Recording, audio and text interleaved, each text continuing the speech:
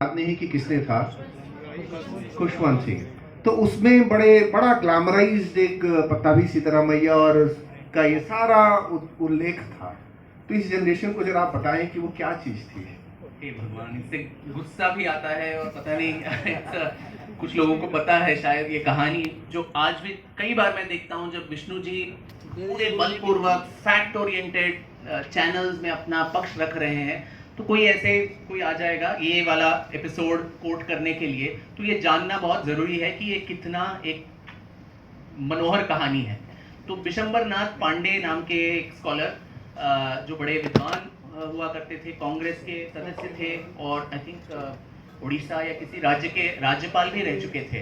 तो उन्होंने एक पेपर लिखा था, इस्लामिक कल्चर इन इंडिया या ऐसा कुछ पेपर। तो उसमें इसका वर्णन है और ये कहानी, और मैं कहानी बोल रहा हूँ और इसका स्पष्टीकरण आपको मिल जाएगा क्यों मैं ऐसा बोल रहा हूँ। तो उसमें इस कहानी में यही है कि औरंगजेब एक बार बंगाल की तरफ एक्सपेडिशन पे जा रहे हैं। तो जैसे जैसे कहानी बोलता जाऊंगा मैं उसमें जो लॉजिकल लूप होल्स हैं वो भी स्पष्ट करता जाऊंगा कि औरंगजेब के किसी भी ऑथराइज्ड बायोग्राफी में ये नहीं लिखा गया कि वो बंगाल कभी खुद गया। वो उसके अपने सेनापति गए होंगे पर वो खुद कभी बंगाल नहीं गया। वो छोड़ दीजिए, इनकी कहानी में वो जाता है और वो अकेले नहीं जाता, उसके साथ राजपुताना के बहुत सारे हिंदू राजा और उनकी रानियां भी साथ जाती हैं। ये भी एक बहुत ही आश्चर्यजनक बात है कि वो सारे लोग जा रहे हैं। और आगरा से लेके बंगाल जाते वक्त रास्ते में बनारस आता है, तो राजा सारे जाके औरंगजेब से पूछते हैं कि जहां पना ये तो हमारा सर्वश्रेष्ठ तीर्थ स्थल है, यहाँ जाके हमें पूजा करने की छूट दी जाए। और वो थे ही इतने गोल्डन हार्टेड और सेक्युलर जहां पना, उन्होंने कहा ठीक है हम पूछ कर देते हैं, आज आप जाके पूजा वूजा करके आइए। और दूसरा लूप होल देखिए, जो हिंदू राजा जिन्होंने जाके अनुमति मांगी पूजा करने को, वो खुद पूजा करने नहीं जाते, वो अपनी रानियों को भेजते हैं। और तीसरा लूप होल है, रानियां जाती हैं पर साथ में कोई जो सोल्जर हैं, सिक्योरिटी गार्ड्स, कोई नहीं जाता उनके साथ, वो अकेले जाती हैं सारी रानियां। तो वहां जाके गंगा में नहा धो के वो जाके पूजा करते हैं, फिर वापस आते हैं। तो हेड काउंट होता है, तो एक रानी मिसिंग है और वो है कच्छ की रानी। तो फिर ये सारे लोग परेशान हैं कि रानी, कच्छ की रानी कहाँ गई कहाँ गई।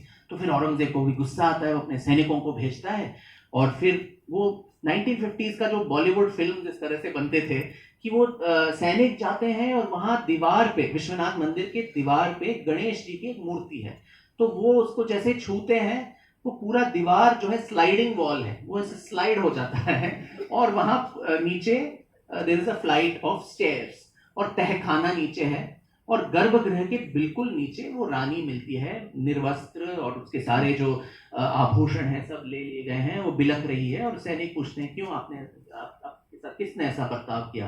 तो वो बिलखते हुए बोलती हैं कि यहाँ के दुष्ट ब्राह्मणों ने, हाँ ब्राह्मण विलन होना ही जरूरी है इसमें, दुष्ट ब्राह्मणों ने, जो पंडित हैं यहाँ के, उन्होंने मेरा बलात्कार कर दिया और ये करते ही आते हैं ऐसे, यहाँ जो भी धनी तीर्थयात्री आते हैं उनका ऐसे मोलेस्टेशन होता है। तो सारे हिंदू राजा और रानी जो है बहुत गुस्सा हो जाते हैं, वो जाके औरंगजेब पे दबाव डालते हैं कि ये जो है शैतान का घर है, इसको तोड़ दीजिए। औरंगजेब का बिल्कुल मन नहीं करता कि इसको तोड़ना है, वो दबाव ढाल डाल के नहीं, जहां पर आप तोड़ दीजिए। फिर बहुत भारी मन से औरंगजेब फाइनली इस मंदिर को तोड़ देते हैं। अब मथुरा में कौन सी रानी मिली या फिर सोमनाथ में कौन सी रानी कहाँ मिली, अयोध्या में या कहीं और, वो उसके लिए अलग अलग मनोहर कहानियां हमको गढ़नी है। तो अब कोई भी इतिहास का तथ्य कोई बोल रहा है तो उसका सोर्स क्या है वो पूछते हैं। तो इसका सोर्स क्या है अगर हम देखें तो वो पट्टाभी सीतारामैया जी ये इस कहानी के सोर्स हैं। वो कांग्रेस के बहुत बड़े नेता थे और फिर कांग्रेस के प्रेसिडेंट भी रह चुके थे, कांग्रेस का इतिहास भी उन्होंने लिखा था। तो उनका एक फेदर्स एंड स्टोन या ऐसा कुछ किताब है, उसमें इसका वर्णन है। और सबसे रोचक कहूं या फिर डिस्गस्टिंग कहूं, आप देखिए वो कहते हैं सीतारामैया जी कि मेरे दोस्त हैं जिनके जो एक मुल्ला को जानते हैं लखनऊ में, और लखनऊ के इस मुल्ला के पास एक बहुत रेयर पांडुलिपि मैन्युस्क्रिप्ट है जिसमें इस स्टोरी का वर्णन है। और वो फ्रेंड या मुल्ला, एक कोई मर जाता है, मैंने वो पांडुलिपि देखी नहीं है, पर ये कहानी जो है ये लोक विदित है, सबको पता है कि ऐसा हुआ है।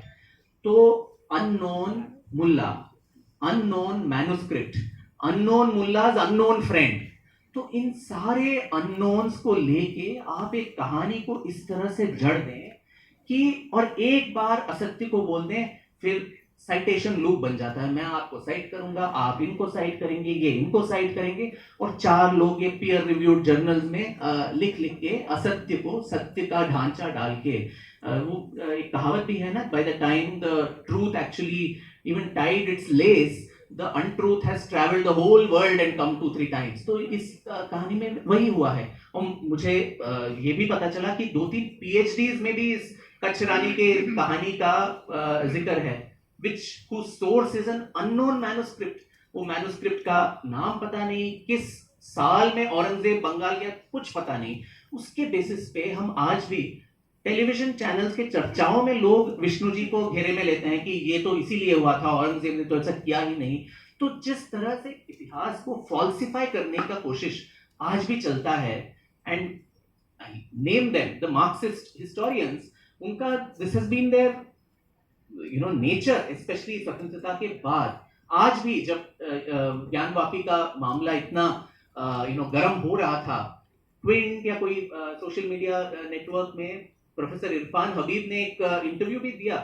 पहले तो मान लिया उन्होंने कि हाँ, औरंगजेब ने मंदिर को तोड़ा था, पर वो शिवजी का मंदिर था या नहीं किसी को पता नहीं है।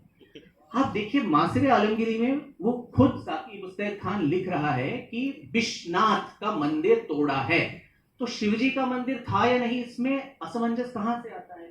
तो these are to give all these escape routes. नहीं नहीं, वो तो बौद्ध स्तूपा था, वो विहारा था, उसके नीचे ये तो जैन मंदिर था। तो ये बौद्ध और जैन मंदिर तभी आते हैं जब हिंदू जाके अपना क्लेम लगाते हैं। बाकी 365 days of the year they are sleeping. Nobody is claiming these temples at all. तो ये सारे जो हैं distortion of history। पर एक बात मैं कहना चाहता हूं कि distorted history meets its death at the steps of archaeology, because archaeological evidence, हाथ कंगन को आरसी क्या, जो 800 पन्ने का रिपोर्ट आया है, जिसमें जो the GPR सर्वे हो, ground penetrating radar, hand held x ray spectrometer, differential GPS system, इन सब के को यूज करके, दिस इज साइंस। इसमें कोई दो राय नहीं हो सकती कि इट कैन बी दिस और दैट एंड इंटरप्रिटेशन, कुछ नहीं है, इट्स एक्चुअल फैक्ट्स। जहां 12वीं शताब्दी से लेके जो शिलालेख मिले हैं, जो न केवल देवनागरी में बट कन्नड़ा, तेलुगु और तमिल भाषाओं में जो शिलालेख मिले हैं, खंडित मूर्तियां मिली हैं, जिसके लिए भी the distortion is that was a murti manufacturing factory, इसीलिए वहां पे खंडित मूर्तियां मिली। हाँ, leftist historians have said this is a idol manufacturing workshop, the Vishwanath mandir, that is why you found the broken idols. तो but the actual scientific measurement, scientific reports, 800 pages of the report, parts of which I have quoted in the book, it lays bare everything. इसीलिए archaeological survey के लिए all the time there is an opposition, क्योंकि archaeological survey हो जाए तो दूध का दूध पानी का पानी हो जाता है, और फिर विष्णु जी जैसे lawyers के लिए it becomes very very easy. Historians don't enter into that space, then there is no interpretation। कोई अननोन मुल्ला, अननोन मैन्युस्क्रिप्ट, उसका चाचा, उसका भाई, कोई नहीं आता। तो facts are what comes out, and इसीलिए इसको लेके इतना ऑपोजिशन होता है। जिसको साइट किया जाएगा PhD में, ना कि पत्ताभी सीताराम मैया को, तो इसलिए प्लीज लिखते रहिएगा। विष्णु जी, विक्रम जी ने अपनी पुस्तक में लिखा